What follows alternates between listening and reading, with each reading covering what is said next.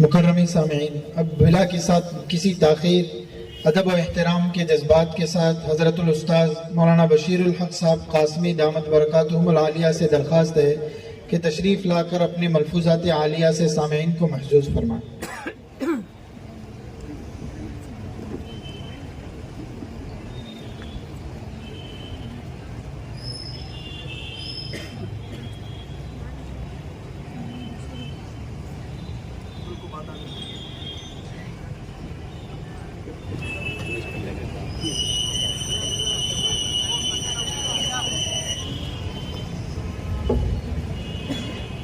وہ پیراں کا کٹا ہے، وہ چھوڑنے کو دل نہیں کر رہے ہوں گے۔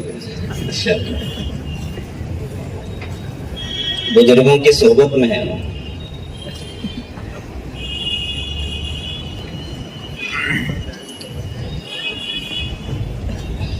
پیراں کے کٹے پر ہم نے نوجوانوں کو بیٹھتے ہوئے دیکھا ہے، لیکن ماشاءاللہ یہاں بزرگ بیٹھے ہوئے ہیں۔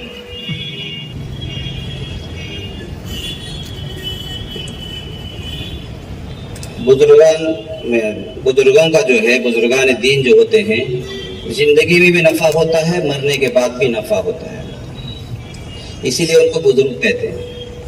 یہ نہیں کہ مرنے کے بعد نفع سے خالی ہوتے نہیں، اللہ تعالیٰ ان کی برکات اتنی ہوتی ہے کہ پورے علاقے میں ان کی برکات کو ظاہر کرتے ہیں۔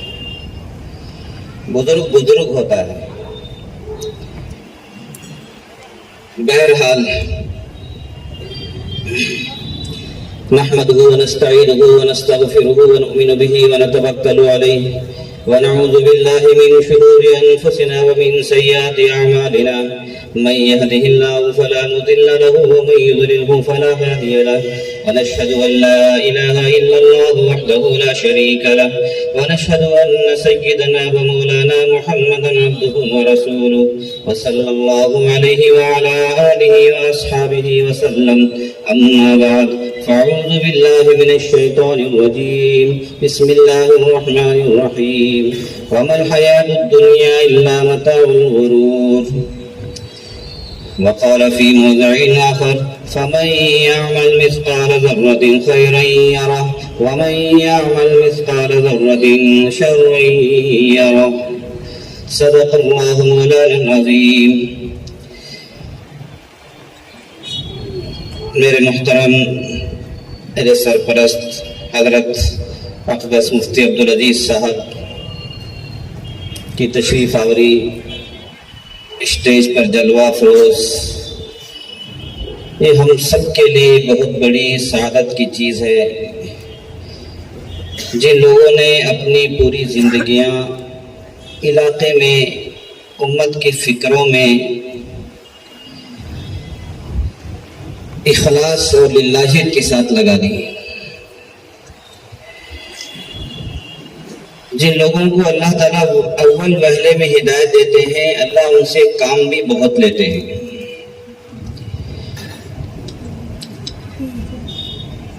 ہم دعا کریں گے کہ اللہ حضرت مفتی صاحب کی عمر کو دراز فرمائے، مزید ان کا سایہ ہمارے سروں پر تادیر قائم رہے، ان حالات میں بھی ہو ہمارے چھوٹے لوگوں کی دعوت پر تشریف لے آتے ہیں۔ یہ ان کی تواضع کی بات ہے، یہ ان کے بڑکپن کی بات ہے، ورنہ اگر اس عمر میں ہم ہو جائیں تو ہم عذر کر دیں گے، بھائی میں نہیں آ سکتا، مجھے یہ کمزوری ہے، وہ کمزوری ہے۔ لیکن دین کی نسبت پر ہماری محبت، ان کی قربانیوں کی نسبت پر وہ چلے آتے ہیں۔ اس لیے ہمیں چاہیے کہ ان کے لیے دعا کریں اور ان کی قدر کریں، ان کا اکرام احترام کریں، ان کی جو نسلیں ہیں، ان کی جو اولادیں ہیں، ان کا بھی اکرام کریں، یہ ہمارا حق ہوتا ہے۔ اسی طرح دیگر علماء کرام جو نوجوان ہیں ماشاءاللہ، ہم دیکھ رہے ہیں کہ ہمارے نوجوان علماء ہمارے علاقے میں بہت کام کر رہے ہیں۔ کوئی تبلیغی لائن سے کام کر رہا ہے، کوئی مدارس کی لائن سے کام کر رہا ہے، کوئی خدمت خلق کی لائن سے کام کر رہا ہے، کوئی مکاتب کی لائن سے کام کر رہا ہے، کوئی اسکول اور مدرسوں کی لائن سے کام کر رہا ہے، اور کوئی سیاسی اعتبار سے بھی کام کر رہا ہے۔ کوئی شعبہ علماء سے خالی نہیں ہے جس میں جوان علماء نہ ہو۔ خصوصاً ہمارے ساؤتھ کے علاقے میں ماشاءاللہ علماء عوام میں گھل مل کر کے جو کام کر رہے ہیں اس سے بہت اثرات ہو رہے ہیں، بہت بڑا اس سے کام ہو رہا ہے۔ ورنہ یہ جو ہمارا علاقہ ہے پچھڑا ہوا علاقہ دینی اعتبار سے، لیکن اللہ تعالیٰ نے اس وقت جو ان سے کام لے رہے ہیں وہ بہت بڑے بڑے کام لے رہے ہیں۔ یہ آپ کو اب نہیں، آئندہ آنے والے دنوں میں، آئندہ آنے والے حالات میں اس کا علم ہوگا، اس کا ادراک ہوگا، تب آپ کو پتا چلا کہ ان لوگوں نے اتنے بڑے بڑے کام کیے۔ اس لیے ہمیں ان کی بھی قدر کرنی چاہیے، ان کا بھی اکرام کرنا چاہیے، اس لیے کہ وہ نبیوں کے وارث ہیں اور ہماری ہی اولادیں ہیں، ہمارے ہی رشتہ دار ہیں، ہمارے ہی داماد وغیرہ ہیں، ہمارے ہی بھائی بند وغیرہ ہیں۔ ہر اعتبار سے ان کا حق بنتا ہے، اور سب سے بڑھ کر دینی اعتبار سے وہ نبیوں کے وارث۔ ابھی مفتی صاحب فرما رہے تھے کہ میں دیکھ رہا ہوں کہ یہاں علماء بہت نظر آتے ہیں۔ میں نے کہا حضرت یہ آپ ہی کی دعاؤں کی برکت، آپ ہی کی محنت کی برکت ہے کہ یہاں علماء بہت نظر آتے ہیں۔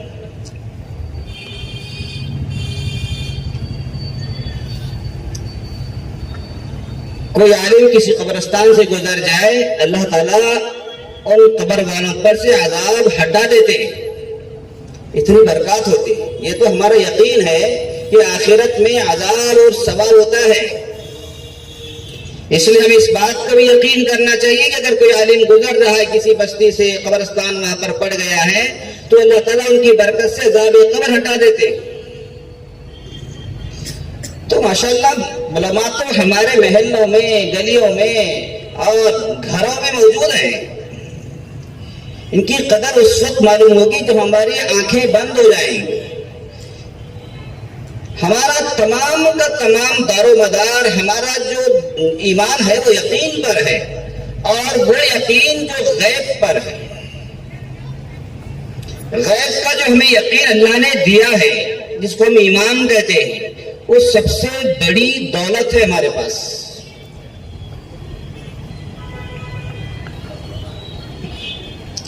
اسی لیے اللہ نے کہا وَمَا الْحَيَاةُ الدُّنْيَا إِلَّا مَتَاعُ الْغُرُورِ، یہ دنیا تو دھوکے کا گھر ہے، یہ چند دن کی زندگی ہے، چند دن کی زندگی۔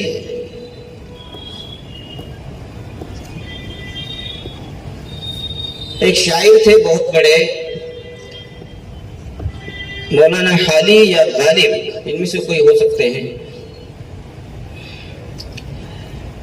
ان کا بچہ تھا ایک چھوٹا، اس بچے نے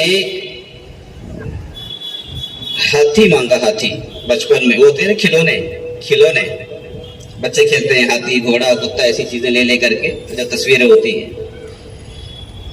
اس نے فرمائش کی مجھے ہاتھی دے دو، مجھے ہاتھی لا کے دو، مجھے ہاتھی لا کے دو۔ باپ نے کہا بیٹے رہنے دو، کیا کرو گے؟ باپ نے ٹلا دیا، پھر کہا مجھے ہاتھی لا کے دو، اور باپ نے کیا کیا، وہ ہاتھی لے کر تو آ گئے لیکن اس کو چھپا کر کے رکھا، اس کو چھپا کر کے رکھا الماری میں، لیکن دیا نہیں۔ بچہ بہت رویا لیکن دیا نہیں۔ گزر گئے، چند دن گزر گئے، پھر بڑا ہو گیا، جوان ہو گیا، شادی ہو گئی، تو ان کے جو والد صاحب تھے وہ الماری میں سے وہ ہاتھی لے کر کے آ گئے۔ بیٹے تو نے فرمائش کی تھی مجھے وہ ہاتھی لا کر کے دے دو، یہ لو وہ ہاتھی لایا ہوں، لے لو۔ وہ خوب ہنسا، خوب ہنسا، کہنے ابا جی یہ ہاتھی میں کیا کروں گا، کیا کروں گا اس ہاتھی کا؟ اب تمہیں بڑا ہو گیا، سمجھدار ہو گیا، اب اس ہاتھی کا کیا کروں گا؟ باپ اس سے سمجھدار تھا، کہنے کے بیٹے یہی تمہیں سمجھانا چاہتا ہوں، یہ دنیا ہے بیٹے، یہ چند دن کی دنیا ہے، یہ سب دھوکے کا گھر ہے۔ اب تجھے کھلونا لگ رہا ہے. بچپن میں تو اسے حقیقت سمجھ رہا تھا جس کو تو اب کھلونا سمجھ رہا ہے. اسی لیے اب اس ہاتھی کی تیرے نزدیک کوئی حیثیت نہیں ہے، اس لیے کہ تو نے اصلی والا ہاتھی دیکھ لیا ہے. بیٹا سمجھ گیا باپ نے میری تربیت کر دی. یہ دنیا کھلونا ہے، یہ چند دن کی دنیا ہے. جب آخرت کی آنکھیں کھلے گی یہ سب ہمیں کھلونے نظر آئیں گے. یہ عمارت، یہ جائیداد، یہ پیسہ، یہ دولت، یہ دنیا، سب چیزیں کھلونا نظر آئیں گی، ایک دھوکہ نظر آئے. اب دنیا جیفا، حدیث شریف میں ہے دنیا ایک مردار ہے. طالبوہا کلاب، اس کو چاہنے والا کتا ہوتا ہے. حدیث شریف میں مردار چیز کو کون چاہتا ہے؟ کتا ہی چاہتا ہے. دنیا کی طلب کرنے والے کو اللہ کے نبی نے کتا کہا، اس لیے کہ ہمارا جو یقین ہے وہ آخرت پر ہے. ہمارے دنیا تو یہ کھیل ہے، ایک دھوکے کا گھر ہے. الدنیا مزرعۃ الآخرہ، حدیث شریف میں ہے دنیا آخرت کی کھیتی ہے. جو یہاں بو گے وہ آخرت میں کاٹنا ہے، یہاں استعمال نہیں کرنا ہے. حدیث شریف کیا کہہ رہی ہے؟ استعمال نہیں. جو استعمال کر رہے ہیں وہ بھی کوئی استعمال کی اتنی کوئی خاص چیز نہیں ہے. اصل اللہ تعالیٰ ہمیں جنت میں دیں گے جو نعمتیں، ان نعمتوں کے مقابلے میں یہاں کی ہر چیز چھوٹی نظر آئے گی. اللہ کے نبی نے اسی بات پر محنت کی ہے جس کو ہم ایمان کہتے ہیں، کہ ہمارا یقین اتنا مضبوط ہو جائے کہ ہمارا یقین غیب کی چیزوں پر اتنا مضبوط ہو جائے کہ ہم دنیا کو ایک دھوکے کا گھر سمجھنے لگے، دنیا کو ایک کھیل سمجھنے لگے، اپنے مال و دولت کو بیکار چیزیں سمجھنے لگے. اسی لیے صحابہ کرام چھوٹی سی اللہ کے نبی کی ایک آواز پر گھروں میں جھاڑو لگا کر کے پورا مال لا کر کے سڑتے. کیوں؟ اسی لیے کہ اللہ کے نبی نے ان کی ایسی تربیت کی تھی، ایسی ان پر محنت کی تھی کہ یہ دنیا تو دھوکے کا گھر ہے، یہاں کچھ کام نہیں آنے والا ہے. پورا مال لا کر کے مسجد نبوی اللہ کے نبی کے سامنے ڈال دیا. یا رسول اللہ جو کچھ تھا میرے پاس سب جھاڑو لگا کے لایا. یہ تبھی ہوتا ہے جب ہمارا آخرت پر مکمل یقین ہو. جھاڑو تبھی لگتی ہے گھروں میں، گھروں کا پورا سامان تبھی آ سکتا ہے جب ہمارا 100% یقین اللہ کی ذات پر، آخرت پر، جنت پر، دوزخ پر ہو جائے. حضرت ابو بکر فرمایا کرتے تھے کہ امت کی زکات تو 2.5% ہے، میری جو زکات ہے وہ 100% ہے. یہ عجیب بات ہے. انہیں پتا ہے یہ دنیا کو چھوڑ کے جانا ہے، اپنے پورے گھرانے کو، اپنی پوری مال و دولت کو اللہ کی نبی پر، دین پر قربان کر دیا ابو بکر صدیق نے. کیوں قربان کیا؟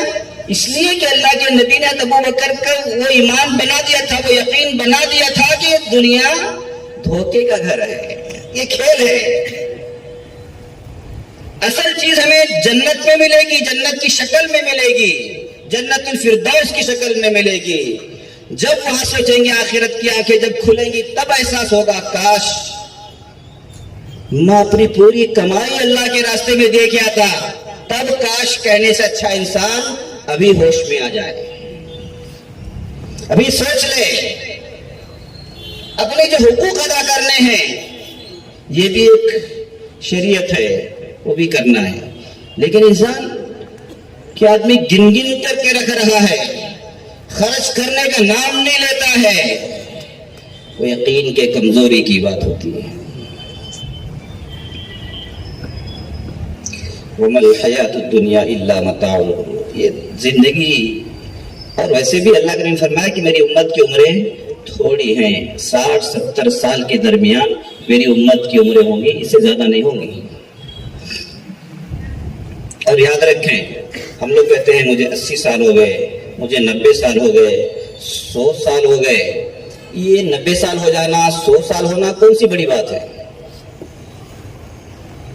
یہ کوئی کمال کی بات نہیں ہے. کمال کی بات یہ ہے کہ اگر آپ کی 50 سال میں عمر ہو رہی ہے، 50 سال آپ نے شریعت کے مطابق زندگی گزاری ہے، وہ زندگی با کمال ہے. اور 100 سال ہے کچھ بھی نہیں، شریعت کا پتہ نہیں، نمازوں کا پتہ نہیں، کچھ پتہ نہیں، بس 100 سال عمر ہو گئی خوش ہو رہا ہے. نہیں، یہ تو اور بھی بوجھ ہو گیا. اللہ کے نبی کہہ رہے ہیں کہ میری امت کی عمریں 60-70 سال کے درمیان میں ہوں گی. اسی لیے صحابہ کرام اللہ کے نبی کی خدمت میں حاضر، یا رسول اللہ، وہ شب قدر کا واقعہ سنانے کی، یا رسول اللہ پچھلی امتوں کی 1000 سال عمریں ہوا کرتی تھی، ہماری تو 100 بھی نہیں ہے. پھر وہ تو ہم سے ثواب میں زیادہ بڑھ گئے، اب ہمارا کیا ہوگا؟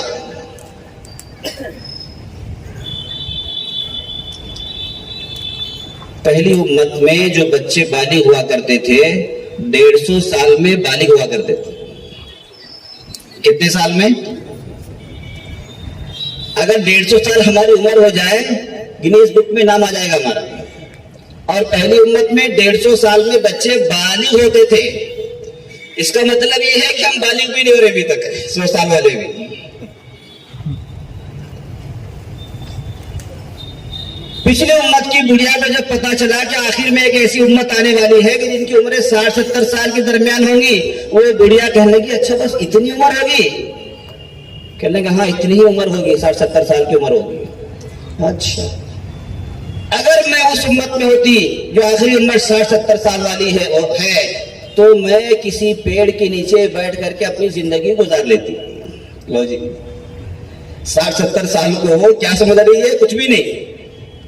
میں کسی پیڑ کے نیچے بیٹھ کر کے اپنی زندگی کو گزار لیتی. یہ حیثیت ہے ہماری عمروں کی. ان کی لمبی لمبی عمریں تھی، اسی لیے ان کی صحت بھی بڑی مضبوط ہوا کرتی تھی، تندرستیاں بڑی مضبوط ہوا کرتی تھی. فرعون کو 400 سال تک کبھی سر میں درد تک نہیں ہوا. اب بتاؤ، 400 سال تک فرعون کو سر میں درد تک نہیں ہوا. اسی لیے اس نے کہا کہ میں خدا ہوں. اس نے سوچا جس کے سر میں درد نہیں ہوتا وہی خدا ہے. اس نے کہا میں خدا ہوں.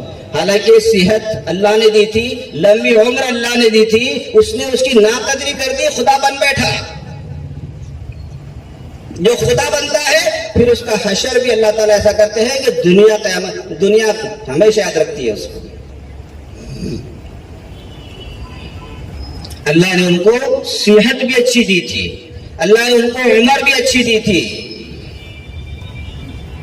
ہمارے ایک ساتھی تھے، ابھی 1 سال پہلے کی بات ہے، ہم سفر کر رہے تھے. وہ کہنے لگے مولانا ہمارے ایک ساتھی کا بڑا مسئلہ ہے، وہ مسئلہ حل نہیں ہو رہا ہے. میں نے کہا کیا مسئلہ ہے آپ لوگوں کا؟ کہنے لگے ہمارا ساتھی ہے روزانہ کھاتا ہے 3 وقت، 8 دن تک وہ لیٹرین کو نہیں جاتا. لو جی، عجیب بات ہے. یعنی وہ پریشان تھے، کچھ بھی فرق نہیں پڑتا اسے، اور صحت مند تندرست. 8 دن تک اسے قضائے حاجت کی ضرورت محسوس نہیں ہوتی. آپ اندازہ لگائیں. میں نے کہا یہ کون سی تعجب کی بات ہے؟ تو میں نے ان کو ایک واقعہ سنا. ایک نواب صاحب تھے، ان کو چاہنے والے بیچارے وہ آ گئے. انہوں نے کہا کہ نواب صاحب میں آپ کی دعوت کرنا چاہتا ہوں. نواب صاحب کہنے لگے آپ میری دعوت کریں گے؟ ہاں میں آپ کی دعوت کروں گا، بس قبول کر لیجیے حضرت. نواب صاحب میرے لیے بہت بڑی سعادت کی چیز ہوگی.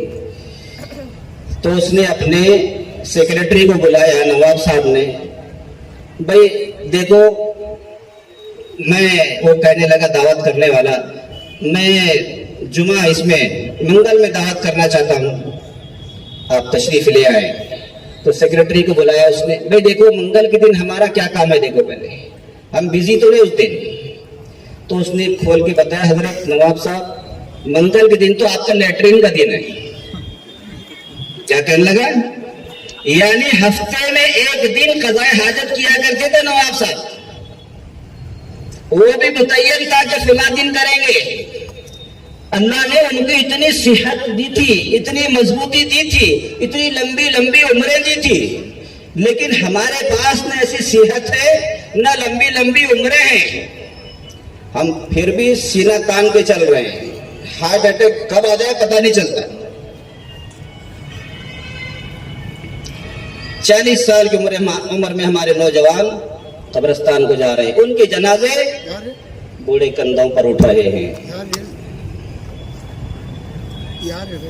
नौजवान उनके जनाजे माँ बाप उठा रहे, माँ बाप।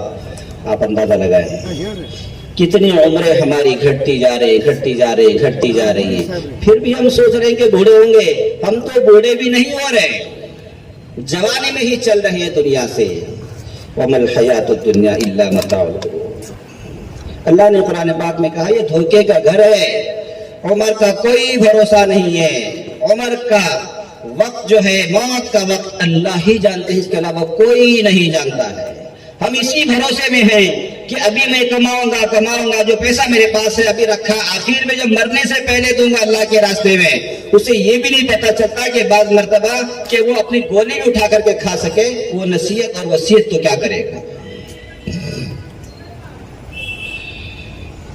मेरे दोस्तों, दीन की खातिर देने के लिए न वक्त देखा जाता है, न उम्र देखी जाती है। अल्लाह ने पैसा दिया है तो ज़कात वाजिब हो जाती है, अल्लाह ने पैसा दिया है तो हज वाजिब हो जाता है, अल्लाह ने पैसा दिया है अल्लाह के रास्ते में खर्च करना उसके लिए जरूरी हो जाता है।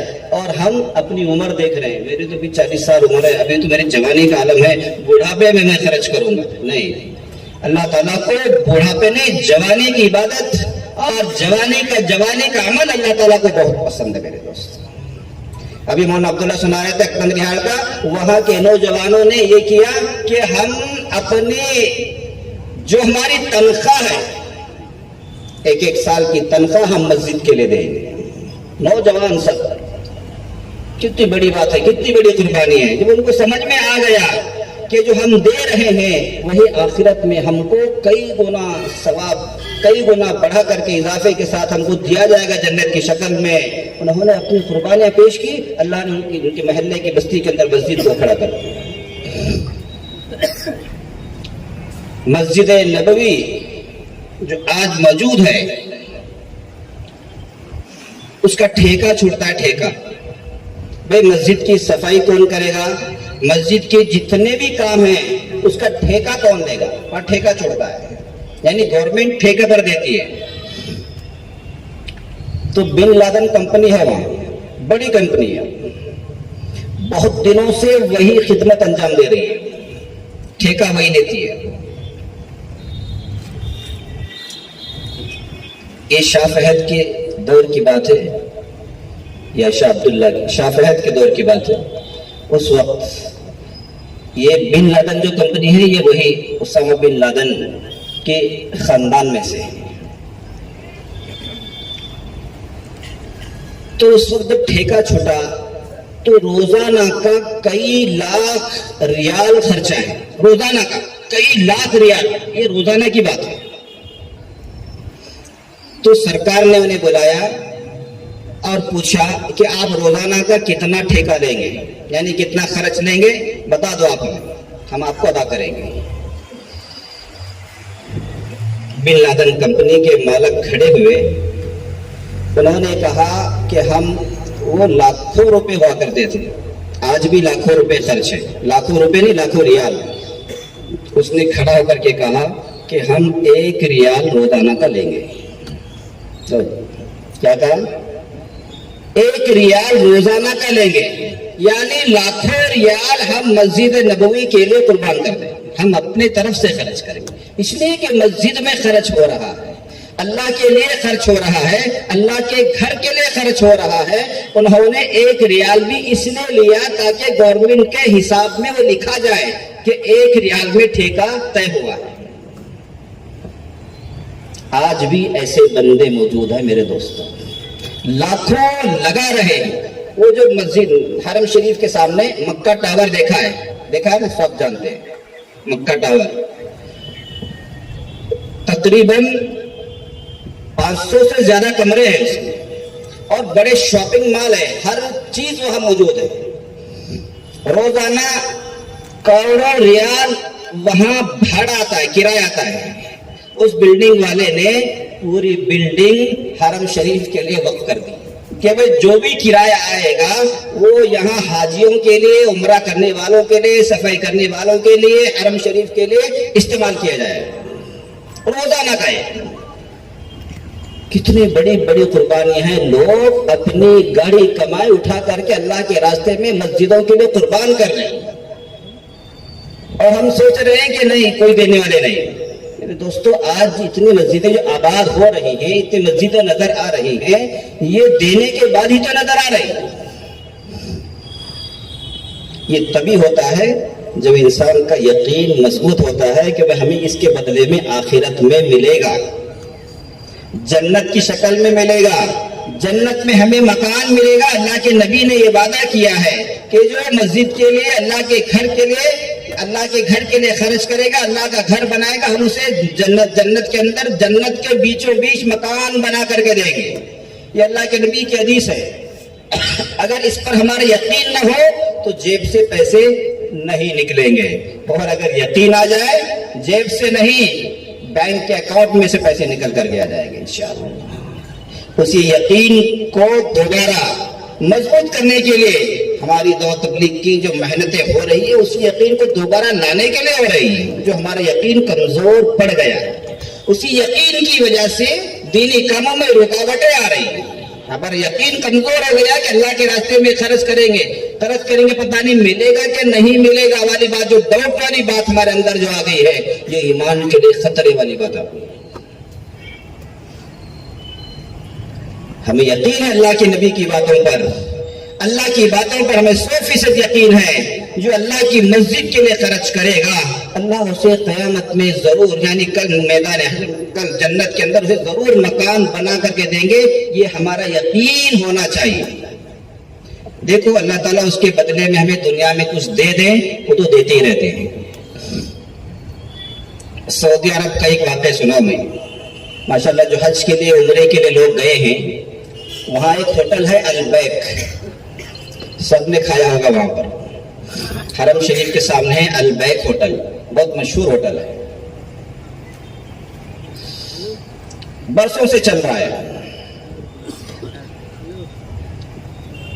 میڈیا والے آئے, البیک کے مالک سے ملاقات کی, اس سے چند سوالات کیے کہ بھئی ہم دیکھتے ہیں کہ یہاں ہوٹل اور بھی ہیں, اور ایک ہوٹل آپ کا ہے, آپ کے ہوٹل میں لوگ لائن لگا کر کے پارسل لیتے ہیں اور کھانا کھاتے ہیں,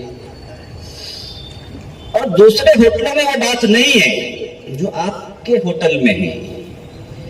ایسی کیا خاص بات ہے, یا کوئی آپ ایسا خاص کھانا بناتے ہیں, یا اور کوئی خاص بات ہے کہ لوگ, ہزاروں لوگ کھڑے رہتے ہیں لائن میں, لیکن اسی ہوٹل سے لیتے ہیں, بہت کم دوسرے ہوٹلوں میں جاتے ہیں. تو اس نے کہا, ہم کوئی خاص کھانا نہیں بناتے, جو اور ہوٹل والے بناتے ہیں ویسا ہی ہم بھی بناتے ہیں, لیکن یہ جو لائن لگ رہی ہے ہمارا پارسل لینے کے لیے, ہمارا کھانا کھانے کے لیے, یہ اللہ کا ایک نظام ہے, یہ اللہ کا ایک نظام ہے. اس نے پوچھا, وہ کیسا نظام, آپ تو ہوٹل چلا رہے ہیں, یہ کون سا نظام ہے؟ تو اس نے کہا کہ جب میرے والد صاحب تھے, یہ بیٹے کی بات ان کی, جب میرے والد صاحب تھے, ہر پارسل پر 1 ریال اللہ کے نام پر دیتے تھے, ہر پارسل پر. حالانکہ روزانہ لاکھوں پارسل جاتے ہیں وہاں سے. اس طرح سے وہ روزانہ لاکھوں ریال اللہ کے لیے خرچ کر رہے ہیں. ایک پارسل پر 1 ریال, وہ دینا ہی دینا ہے.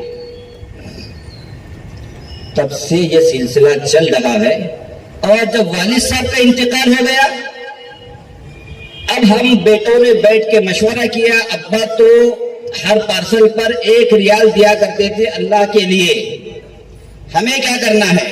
تمام بیٹوں نے مشورہ کیا کہ اب ہمیں ہر پارسل پر 2 ریال دینا. یہ جو لائن آپ دیکھ رہے ہیں, یہ اللہ کے راستے میں دینے کی برکت ہے, ورنہ ہم کوئی ایسا کوئی خاص اسپیشل کھانا نہیں بناتے ہیں. میرے دوستو, اللہ تعالیٰ کسی کے دینے کو ضائع نہیں کرتے. اللہ تعالیٰ دیکھو, جب گھڑا بھرتا ہے اسے خالی کریں گے تو ہی بھرے گا پھر وہ, اور اگر گھڑا بھرا ہوا پھر ڈالنا چاہے تو نیچے ہی کرے گا. اسی لیے یہ جو ہمارے پاس مال و دولت ہے, اس کو خرچ کرنے کی ضرورت ہے, لیکن خرچ کہاں کریں گے؟ یہ اللہ کے راستے میں کریں گے, جو ہماری مساجد جو آج کل تعمیر ہو رہی ہیں، خصوصاً آج ہمارے اس مرکز کے اندر جو مرکز تعمیر ہو رہا ہے، ایسی جگہ ہم استعمال کریں گے اپنے پیسے کو تو اللہ تعالیٰ ہماری زندگی میں برکت دیں گے، ہمارے پیسے میں برکت دیں گے اور ہماری نسلوں میں بھی برکت دیں گے۔ میرے دوستو، یہ جو اللہ کے راستے میں جو خرچ کیا جاتا ہے، اس کا صرف فائدہ مال میں نہیں ہوتا بلکہ زندگی میں بھی فائدہ ہوتا ہے۔ اللہ تعالیٰ ان کی زندگی میں خیر لاتے ہیں اور آنے والی 7 نسلوں تک جو مشہور ہے کہ اللہ تعالیٰ ان کی 7 نسلوں میں وہ چیزیں منتقل کر دیتے ہیں۔ اب آپ اندازہ لگائیں، باپ تو دے رہا تھا 1 ریال، بیٹوں نے کہا ہم 2 ریال دیں گے، اب ہو سکتا ہے اب ان کے جب پوتے آئیں گے وہ 3 ریال کر دیں گے، کم نہیں ہوگا اور ان کا بڑھتا جا رہا ہے، بڑھتا جا رہا ہے، بڑھتا جا رہا ہے۔ اتنی بڑی کمپنی ہو، اتنا بڑا مالدار ہو گیا ہے کہ اللہ تعالیٰ اس کی برکت سے، اللہ کے راستے میں دینے کی برکت سے ان کو دنیا میں بھی خوب نواز رہا ہے۔ اس لیے میرے دوستو، ہمیں چھوٹا دل نہیں کرنا ہے، ہمیں اللہ کی ذات پر یقین ہے، اللہ کی نبی کی باتوں پر ہمیں پورا 100% یقین ہے کہ اللہ کے نبی نے فرمایا کہ جو مسجد بنا کر دے گا، مسجد میں جو خرچ کرے گا، ہم اسے جنت میں محل بنا کر کے دیں گے۔ اور محل ایسا ویسا محل نہیں جو ہمارے یہ گارے مٹی پتھر کے گھر ہیں، وہاں تو سونے چاندی کے گھر ہوں گے جس کا ہم تصور بھی نہیں کر سکتے، اس لیے کہ جنت میں جو چیزیں ملیں گی وہ تصور سے پرے ہیں، اس کا ہم دنیا میں تصور نہیں کر سکتے۔ ہاں، بولنے کے لیے دودھ کی نہر ہوگی، یہ بول سکتے ہیں، شہد کی نہر ہوگی، یہ بولنے کے لیے ہے، لیکن آپ دنیا کے دودھ کو جنت کے دودھ کے ساتھ ٹیلی کرنے لگے، یہ ایسا ہو نہیں سکتا۔ یہ دنیا کا دودھ الگ ہی ہے، وہ جنت کا دودھ الگ ہی ہوگا۔ بس یہ بتانے کے لیے ہے، سیمپل۔ اس لیے ہمیں اللہ کی ذات پر، اللہ کی نبی کی باتوں پر ہم یقین کریں گے تو میرے دوستو، ہمارے لیے بڑے سے بڑا کام کوئی مشکل نہیں ہے، کوئی مشکل نہیں۔ اس لیے ہم نیت کریں گے تو انشاءاللہ یہ کام آگے بڑھے گا۔ بلکہ میں تو دیکھ رہا ہوں کہ اپنی زندگی کے اعتبار سے جو ماشاءاللہ ہمارا جو تعلق ہے، ایک قلبی تعلق ہے، ایک محبت کا تعلق ہے مڈلگی والوں کے ساتھ، خاص طور سے میرے دوستو ہمارے پورے علاقے کے اندر مڈلگی والے ماشاءاللہ بہت بڑے بڑے کام کر رہے ہیں۔ ایسے نہیں، یہاں علماء بھی ہیں، یہاں کے ذمہ دار بھی کھڑے ہیں، اور پورے اتحاد اور اتفاق کے ساتھ میں، آپس میں جوڑ کے ساتھ جو اس علاقے میں کام ہو رہا ہے، میرے حساب سے کسی اور علاقے میں اتنا جوڑ کے ساتھ اور اتنی محنتوں کا کام کہیں اور نہیں ہو رہا ہے۔ اللہ نے آپ لوگوں کے اندر بہت بڑی صلاحیتیں دی ہیں اور بہت بڑی بڑی صلاحیتوں سے آپ کو نوازا ہے۔ اب مڈلگی والوں کا نام لے کر کے لوگ بتا رہے ہیں کہ دیکھو مڈلگی والے کیسا کام کر رہے ہیں، تو ان کے لیے تو ایک چھوٹا سا مرکز بنانا ان کے لیے کوئی بڑی بات نہیں ہے۔ تو مجھے لگتا ہے کہ یہ پورے پیرزادے خاندان والے ہی مرکز کھڑا کر دیں گے، اللہ نے ان کو اتنی چیزوں سے نوازا ہے۔ اور ویسے بھی وہ پیرزادے خاندان سے ہیں، پیراں کے خاندان سے ہیں، وہ بڑے نیک لوگ ہیں، اور ان کے سلسلے میں جو ہوتا ہے نا، ایک بڑی طاقت ہوتی ہے اور ان کا ایک نسبی رشتہ ہے بزرگ صاحب سے۔ دیکھو اللہ تعالیٰ جو ہے نا، وہ بزرگوں سے جو رشتے ہوتے ہیں، پھر اللہ تعالیٰ ان کو اسی اعتبار سے کام بھی لیتے رہتے ہیں۔ مجھے امید ہے کہ انشاءاللہ یہاں کسی قسم کی کوئی تنگی نہیں ہوگی۔ میں امید یہ بھی کرتا ہوں کہ ماشاءاللہ اس میں ہر مسجد والے، ہر بستی والے بھی حصہ لگائیں گے، لیکن مجھے زیادہ قوی امید یہ ہے کہ آپ کو شاید باہر چندہ کرنے کی اور باہر دوسروں کو شاید جا کر کے تصویر کرنے کی کوئی ضرورت پڑے گی نہیں۔ انشاءاللہ یہ چند محلے والے مل کر کے مرکز کو کھڑا کر دیں گے، ایسا کھڑا کر دیں گے کہ ہمارے پورے علاقے کے لیے ایک نمونہ بن جائے گا۔ جس طرح سے مولانا عبداللہ نے کہا کہ ماشاءاللہ سب مرکز بن گئے، صرف مڈلگی کا مرکز باقی تھا۔ اب مرکز والوں نے اور اس بستی والوں نے اور وہ جو کمیٹی جو ہے ابھی سمان کیا ہے، اعزاز کیا ہے، ان کمیٹی والوں نے ارادہ کیا ہے، تو انشاءاللہ یہ ضرور بنے گا، لیکن اس بننے میں ہم سب کو حصہ لگانا ہے۔ لگائیں گے سبھی حضرات، سب ارادہ کریں گے۔ دیکھو آپ لوگ مرحومین کے نام سے لیتے ہیں، بہت اچھی بات ہے اور لینا بھی چاہیے، اور ہمارے بڑوں کا حق ہے، لیکن اتنا یہ بھی یاد رکھیں اپنے نام سے بھی ضرور لیں، اپنے نام سے بھی، اپنے بچوں کے نام سے بھی، اپنی بیوی کے نام سے بھی ضرور لکھائیں۔ ہم اکثر کیا کرتے ہیں، مرحومین کے نام سے دے دیتے ہیں، ہمارا دیکھا جائے گا بعد میں۔ اس طرح ہو کر کے زندگی میں پھر دوبارہ موقع آتا ہی نہیں اللہ کے راستے میں لگانے کا.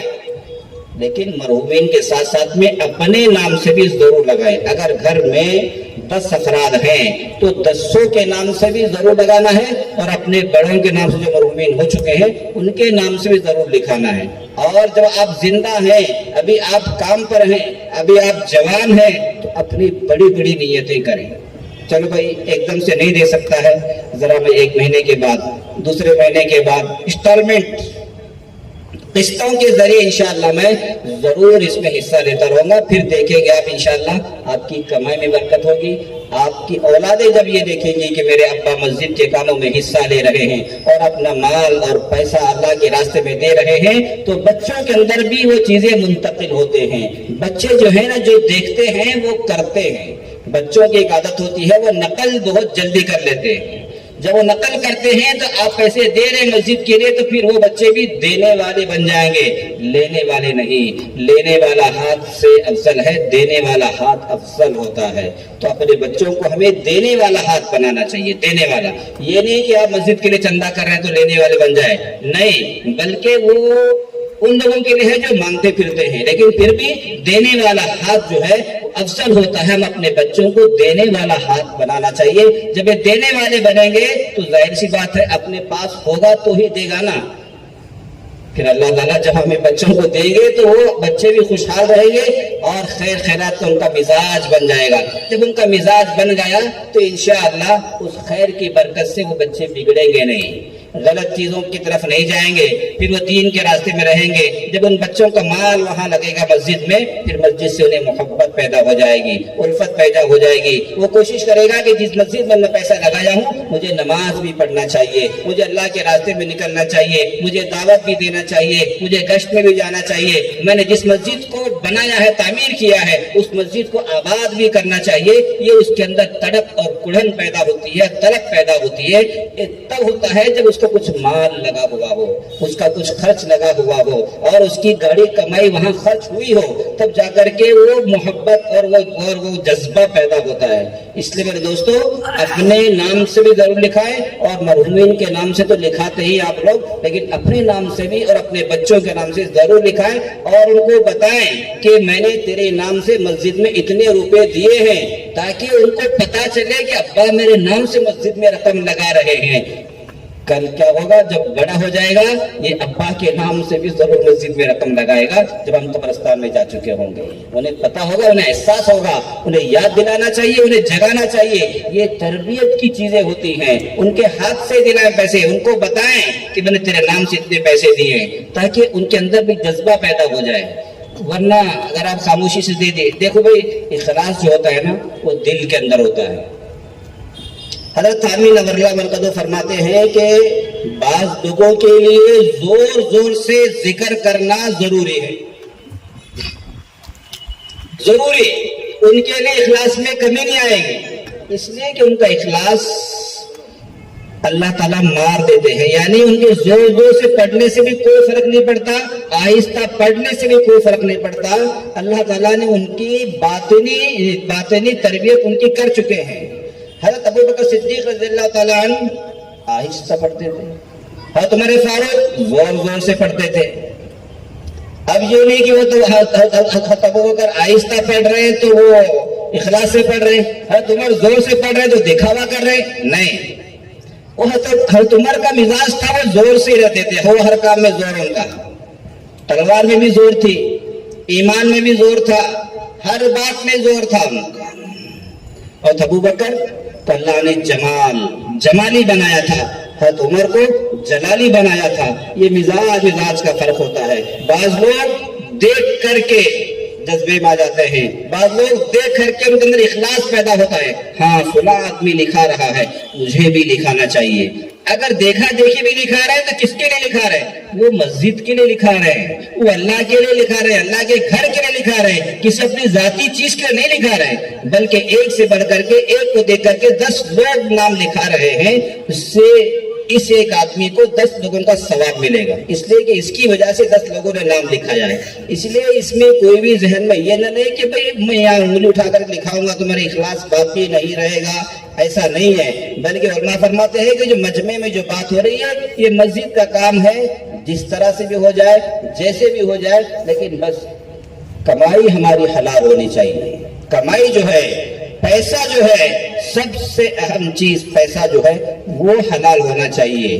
باقی آپ مجمع میں لکھا رہے ہیں یا تنہائی میں دے رہے ہیں، یہ آپ کی بات ہے، لیکن مجمع میں لکھانے کا سب سے بڑا فائدہ یہ ہوتا ہے کہ اللہ تعالیٰ دوسرے لوگوں کو بھی ہدایت دے دیتے ہیں۔ ہم جو اللہ کے راستے میں جاتے ہیں تو نام لکھاتے ہیں، میرا نام لکھو 4 مہینے کے لیے، لکھاتے کہ نہیں لکھاتے؟